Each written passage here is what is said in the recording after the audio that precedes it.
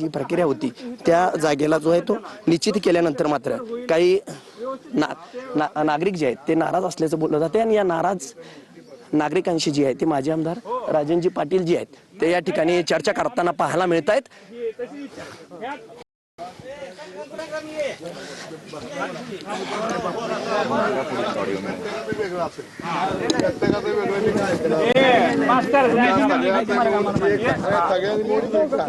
आता हे जर डोक्या वेगळं चलन हे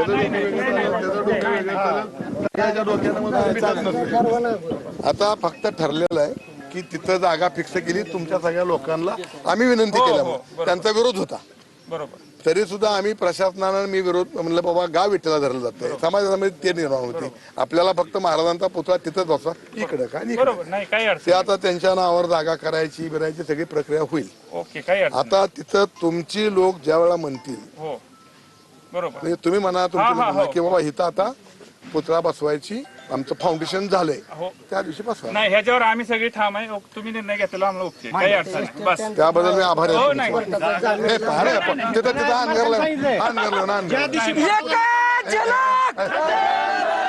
पोलिस मला आपण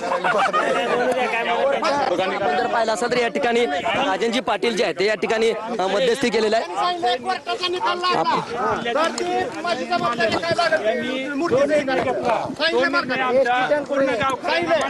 या ठिकाणी राजनजी पाटील आपल्या समोर या ठिकाणी पाहायला मिळत आहेत आणि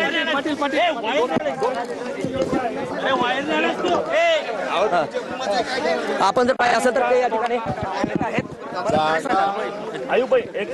जागा लोकांना बघू अशा पद्धतीनं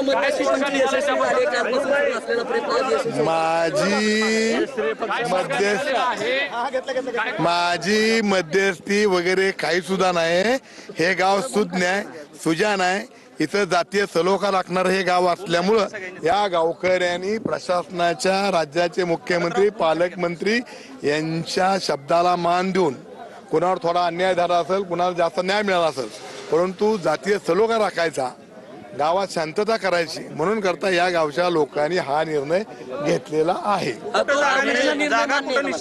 तो आता मी सांगितलंच की सगळ्यांनाच मान्य होत असतो असं नाही परंतु सगळ्यांनी ते मान्य होतो का नाही याच्यापेक्षा गावचा सलोखा एकत्र राहावा म्हणून करता हा मान्य केलेला आहे।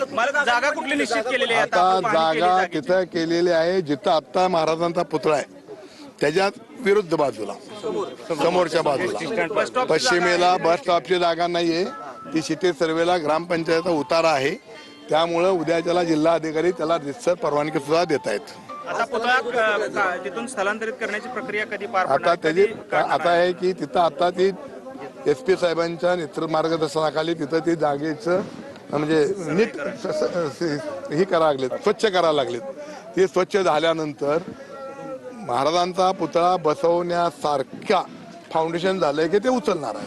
मला ग्रामस्थांचं असं म्हणणं येतंय की मोजणीच झालेली नाही हाकेंनी त्या मोजणी करणाऱ्या अधिकाऱ्यांनाच धक्काबुक्की केलेली आहे त्याचा व्हिडिओ देखील व्हायरल झालेला आणि त्यांच्यावरती गुन्हा दाखल झालेला आहे। आता त्याच्यासाठी त्या मोजणीवाले 8 दिवसामध्ये त्या जागा खुणा फिक्स करतील आणि ते जर आम्हाला मान्य नाही झालं तर म्हणजे आम्हाला म्हणजे मला नव्हे गावकऱ्यांना तर त्याच्यावर कोर्टाकडून मोजणी आणून कोर्टाची मोजणी तर विषयच नसतो कोर्टाची मोजणी आणून कोर्टाची जी मोजणी असेल ती दोन्ही समाज मान्य करतील। लोकांचं असं म्हणणं जोपर्यंत चबुतरा बांधला जात नाही किंवा सुशोभीकरण होते तोपर्यंत पुतळ्याचा समांतर होऊ नये लोकांचं असं म्हणणं जरी असेल तरी या गावचे लोक समंजस आहेत आणि पुतळा चबुतरा बांधल्याशिवाय पुतळा बसवायचाच नसतो त्यामुळे पुतळा बांधण्याची परिस्थिती पोलीस डिपार्टमेंट तिथं करणार आहे आणि मग तिथं आपण पुतळा बसवणार आहोत। आज होईल उद्या होईल गावामध्ये आता एकदम मोकळ्या मनानं कुणी फिरू शकतं काही सुद्धा त्यांच्यात सलोखा आहे। आता ते पोलीस प्रशासन अंदाज घेईल आणि रस्ता मोकळा करेल। या निमित्तानं पंचक्रोशीतलं तुमचं नेतृत्व सिद्ध झालं असं म्हणता येईल नाही नेतृत्व वगैरे का मी त्यांचा सहकारी आहे माझं नेतृत्व वगैरे नाही आमचं सामुदायिक नेतृत्व आहे। नाही हे सगळं मालकामुळेच मिटलेलं आहे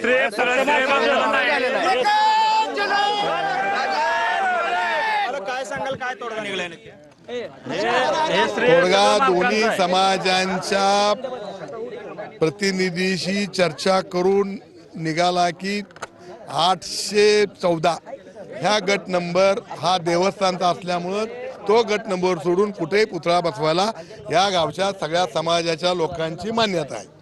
खरं तर आपण आता जागेची देखील पाहणी केली आणि जागेची पाहणी करून या ठिकाणी तुम्ही आलेला आहात. कोणती जागा निश्चित झालेली आहे, काय नक्की परिस्थिती? आत्ता जिथं पुतळा आहे, आत्ताचा पुतळा आहे ते पूर्व पश्चिम आहे.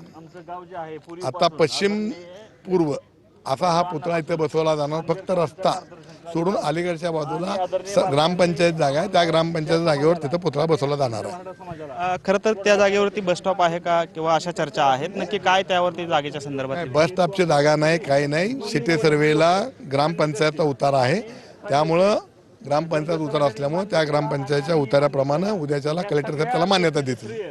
काही ग्रामस्थांनी जे आहे ज्यांच्याशी आपण आता चर्चा केली त्यांचा काही अंशी अद्यापही विरोध राहिलेला पाहायला मिळाला होता. ते नाराज होते या सगळ्या निर्णयावरती.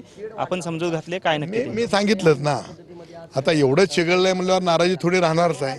परंतु तुटेपर्यंत ओढण्याची सवय आमच्याकडच्या कार्यकर्त्यांना मतदारांना नाहीये. त्यांच्या भावना ते व्यक्त करतात. काय व्यक्त करून त्यांनी भावना?